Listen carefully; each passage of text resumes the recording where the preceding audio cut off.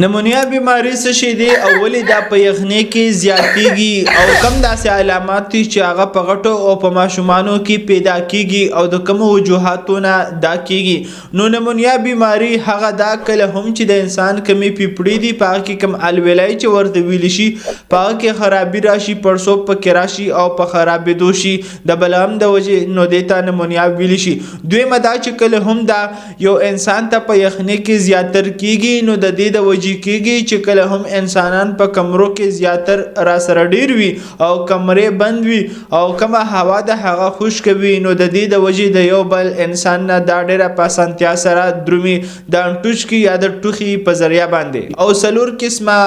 نمونیا انسان ته کیدی شي د بیکټیریا د وجې د وایرس د وجې او د فنګل د وجې او هغه توکاړې هغه انټوشکي د یو انسان نه بل انسان تراشي نو د دې د وجې هم کیږي. د دې علامات دادی په غټو انسانانو کې چې تبه په زیاته راځي او د تبه سره یخه تبه او رګدیدل په زیات راځي کم ته چې ریګر ویل شي او ټوخي به ور سره وي کم ته چې کفینګ ویل شي او د دې سره سینه به درد کوي او سابه بند کیږي کم ته چې شورټنس اف بریث ویل شي. او د ماشومانو علامات دادی چې هغه به خوراک کول پرې دي ټوخي به ور سره وي او د دې سره داغه چې کومه ساده تیزه به اخلي د دې سره به زړه دړکن هم زیاتیږي یا به کمیږي